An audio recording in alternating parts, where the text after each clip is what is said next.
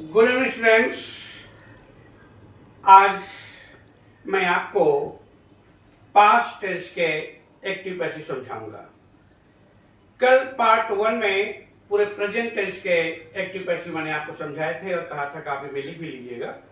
एक बार प्रेजेंट की समरी देख लेते हैं और शुरुआत से एक बार रिवीजन करते हैं 2 मिनट के लिए। But active and passive wise active से पैसिव में चेंज करने के लिए सबसे पहले सब्जेक्ट को ऑब्जेक्ट में चेंज करते हैं, ऑब्जेक्ट को सब्जेक्ट में चेंज करते हैं, मेन वर्ब की थर्ड फॉर्म का प्रयोग करते हैं और बिफोर न्यू ऑब्जेक्ट बाई का प्रयोग करते हैं। मैंने बोला था subject changes into object, subject I, object me, subject we, object us, subject you, object you, subject they, object them, subject she, object her और subject he, object him, subject who, object by whom. इस तरह से मैंने कल आपको बताया था और बोला था प्रेजेंट इंडेफिनिट का अगर एक्टिव पैसिव बनाना है तो इज एम आर का प्रयोग करते हैं। प्रेजेंट कंटिन्यूअस का बनाना है तो is being, am being, are being का प्रयोग करते हैं और अगर प्रेजेंट परफेक्ट का बनाना है तो हैज बीन और हैव बीन का प्रयोग करते हैं। जबकि क्रम से इनकी helping verb do, does, is am are, has have होती है, लेकिन क्रम से जब पैसिव वॉइस बनाएंगे तो is am are, is being, am being, are being और हैज बीन, हैव बीन हो जाता है। प्रेजेंट परफेक्ट कंटिन्यूअस टेंस का पैसिव नहीं बनता। अब देखते हैं बेटा पास्ट इंडेफिनिट का एक्टिव से पैसिव कैसे बनाया जाता है। आप जानते हैं पास्ट इंडेफिनिट की पहचान होती है, जब हिंदी में अर्थ पढ़ेंगे तो आ, ई, ए, ता, था का प्रयोग होता है, लेकिन इसकी हेल्पिंग वर्ब डिड होती है और जब इसका पैसिव बनाते हैं तो ये वाज या वर में चेंज हो जाता है।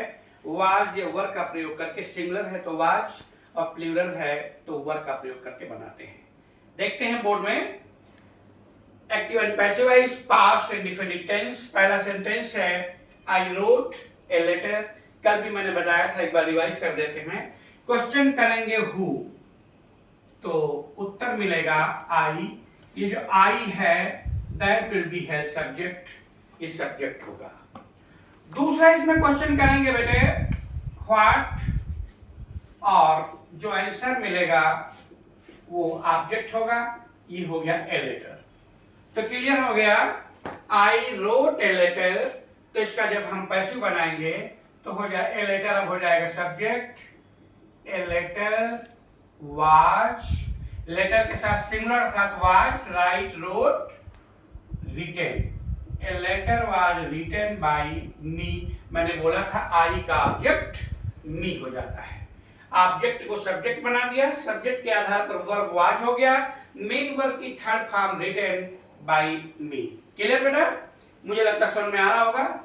दूसरा सेंटेंस है, इसी से रिलेटेड एक सेंटेंस जोड़ा है, शी लव्ड मी। अब यहां पर मी ऑब्जेक्ट, हु, शी, ये हो जाएगा सब्जेक्ट, होम ऑब्जेक्ट मी। तो मी ऑब्जेक्ट का सब्जेक्ट क्या बनेगा? आई। आई के साथ लगता है एम, आई के साथ लगता है was, I was loved by. She का ऑब्जेक्ट होता है her, I was loved by her. कोई confusion? I wrote a letter was written by me, she loved me, I was loved by her. Sentence इसका negative है, I did not write a letter, same पहले के जैसा हो जाएगा। A letter was not written by me. A letter was not written by me। कि अब कुछ नहीं करना, निगेटिव के लिए केवल बीच में नॉट लगा देना। अगला sentence did I write a letter. आपको यही मानना आई रोट ए लेटर, तो क्या हो जाएगा? A letter was written by me। A letter was written by me। चूंकि इंट्रोगेटिव सेंटेंस है, इंट्रोगेटिव सेंटेंस में हेल्पिंग वर्ब पहले आती है, तो इस वाज को उठाकर पहले लिख देंगे अब हो जाएगा was a letter written by me और बाद को क्वेश्चन मार्क लगा देंगे। कोई confusion? Was a letter written by me और यहां से वाज को हटा देंगे। हो गया was a letter written by me. अब इंट्रोगेटिव नेगेटिव है, did I not write a letter, same उसी तरह से वाज अ लेटर, यहां लिख देंगे not, was a letter not written by me. Clear बेटे? ये इंट्रोगेटिव नेगेटिव है, was a letter not written by me. अब अगला है, यहां सेंटेंस देखिए लिखा did I write a letter. आप देख रहे हैं यहां पर लिखा 4 नंबर सेंटेंस में did I write a letter और 6 नंबर सेंटेंस में why did I write a letter. थोड़ा सा अंतर, ये जो व्हाई है इसको कोई भी डिस्टर्ब नहीं करते, एज इट इज उतार देते हैं, एज इट इज लिख देते हैं व्हाई। बाकी वही sentence, why was a letter written by me. Why was a letter written by me. अगर ये नेगेटिव सेंटेंस होता तो why was a letter not written by me हो जाता, why was a letter not written by हो जाता। Question है who wrote a letter. आपको मालूम है हु डायरेक्ट सब्जेक्ट होता है, इसलिए यहां हम बोलेंगे हु को by whom was a letter written. Clear बेटा? By whom was a letter written. आप सभी को कॉपी में नोट कर लेना चाहिए। अगर कोई भी प्रॉब्लम है, किसी भी तरह का सेंटेंस है, आप सॉल्व कर लेंगे। मैं कोई भी रूल छोड़ने नहीं जा रहा हूं, जितने भी एक्टिव से पैसिव के रूल हैं उन सभी रूल्स के अनुसार हम आपको टेंस बताएंगे, सेंटेंस बताएंगे। कोई प्रॉब्लम है तो आप कमेंट में पूछ सकते हैं। देखिए, I wrote a letter was written by me, she loved me, I am loved by her, a letter was not written by me, a letter was written by me, और was उठा के पहले लगा देंगे, वहां से हटा देंगे तो हो जाएगा ये इंट्रोगेटिव सेंटेंस। अगला है इंट्रोगेटिव नेगेटिव, तो वाज ए लेटर, सब्जेक्ट के तुरंत बाद नॉट लगा देंगे, not written by me. WH sentence और इंट्रोगेटिव सेंटेंस जो हेल्पिंग वर्ब से शुरू होता है, इसमें अंतर केवल इतना है कि डब्ल्यूएच जैसा वर्ड है उसको उसी जगह पर रहने देते हैं, बाकी का पहले की तरह हम पैसिव बना देते हैं। Was a letter written by me और पहले लगा दिया व्हाई, तो हो गया why was a letter written by me. इसके बाद है who wrote a letter, by whom was a letter written. बेटा नोट कर लिया होगा आप लोगों ने। अब हम आगे आपको बताने जा रहे हैं past continuous tense. Past continuous tense, past continuous tense आपको मालूम है पहले से कि पास्ट कंटिन्यूअस टेंस की हेल्पिंग वर्ब होती है वाज और वर। पास्ट कंटिन्यूअस टेंस की हेल्पिंग वर्ब होती है वाज और वर। तो हम देखते हैं पास्ट, ध्यान से सुनना जब तक समझ में नहीं आता। पास्ट कंटिन्यूअस टेंस, इसकी हेल्पिंग वर्ब आप देख रहे हैं होती है वाज और वर। जब हम इसका पैसिव बनाएंगे तो चेंज हो जाएगा ठीक प्रेजेंट इंडेफिनिट, प्रेजेंट कंटीन्यूअस की तरह, वाज बीइंग और वर बीइंग में। You know it. हिंदी में बोलते हैं वह बाजार जा रहा था, खा रहा था, सो रहा था, हंस रहा था। इसकी हेल्पिंग वर्ब होती है वाज वर प्लस आईएनजी, और यहां पर जब इसको हम पैसिव में चेंज करेंगे तो वाज बीइंग और वर बीइंग हो जाएगा। क्वेश्चन है, देखिए मैं उसी तरह लिखता हूं, सभी तरह के क्वेश्चन पहले बना देते हैं। I was writing a letter. देख रहे हैं आप, I was writing a letter.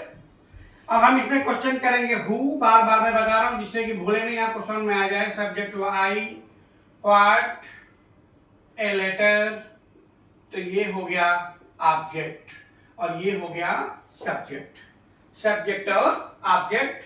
तो इसमें हो जाएगा ए लेटर, लेटर सिंगुलर है इसलिए हम लगाएंगे was. A letter was being written by me, हो गया इसका answer. A letter was being written by me. Negative में सेम उसी तरह से हो जाएगा, a letter was not being third form written by me. Any problem? After that, was writing a letter. So, आपको कुछ नहीं, पहले वाला समझना, I was writing a letter. Same वही करना, a letter was being written by me. Answer होगा a letter was being written by me. अब चूंकि क्वेश्चन वर्ड है इसलिए हेल्पिंग वर्ब को हम पहले ला देंगे और यहां से हेल्पिंग वर्ब हटा देंगे। आंसर हो जाएगा was a letter being written by me। यहां से was को आपको रिमूव करना है, was को हटाना है, क्योंकि हेल्पिंग वर्ब से इसकी शुरुआत है तो इसकी हेल्पिंग वर्ब भी हमने यहां पर रख दिया। आंसर हो गया was a letter being written by me। After that negative sentence है, सेम वही कंडीशन हो जाएगा was a letter not being written by me। कोई confusion? was a letter not being, BEING, was a letter not being written by me। कोई confusion बेटे? अब same वही situation जो पहले बताया था वही उतारना है आपको, केवल WH वर्ड को हम डिस्टर्ब नहीं करते, ऐसे ही लिख देते हैं। क्या बचा? Why was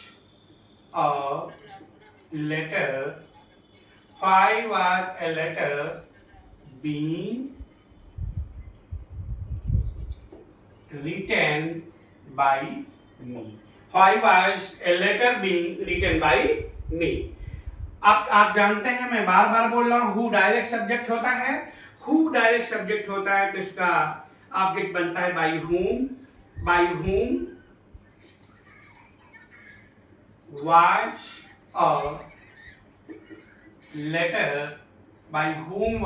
a letter being written। बेटे आप देख रहे हैं प्रेजेंट इंडेफिनिट, जब मैंने पास्ट इंडेफिनिट बोला तो वाज वर्ब, पास्ट कंटीन्यूअस बोला तो हेल्पिंग वर्ब वाज बीइंग और वर्ब बीइंग है। अगर किसी को कोई प्रॉब्लम है तो निसंकोच कमेंट में पूछ सकते हैं। कोई भी सेंटेंस, कैसा भी सेंटेंस होगा आपको सॉल्व होगा, आपको आ जाएगा। इसके बाद जब हम सारे टेस्ट करा लेंगे तो मिसलेनियस एक्सरसाइज 2 या 3 देंगे जिसमें सभी तरह के सेंटेंस आ जाएंगे। अब आगे आपको देखना है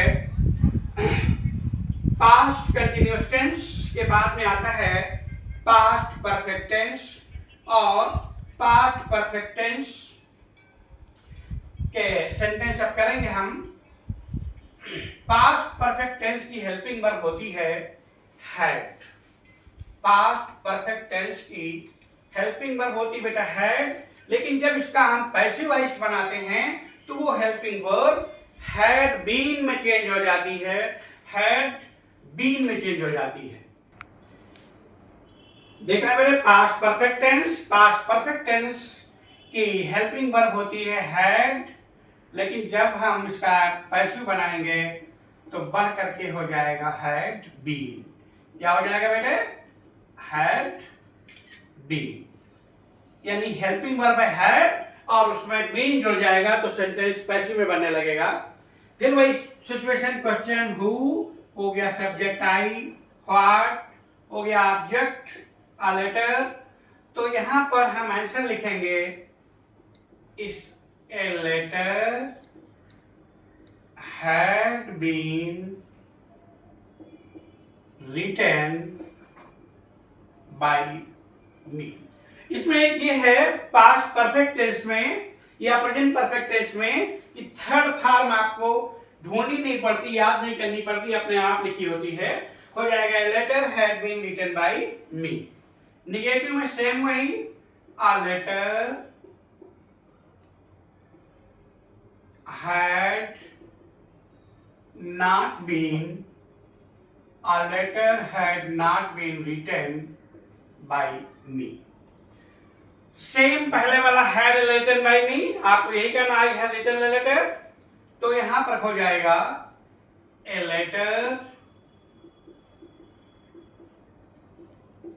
had been, a letter had been written by me, लेकिन क्वेश्चन वाला है, हेल्पिंग वर्ब से शुरू हुआ है, तो हेल्पिंग वर्ब हम पहले लिख देंगे, हो जाएगा had a letter been written by me।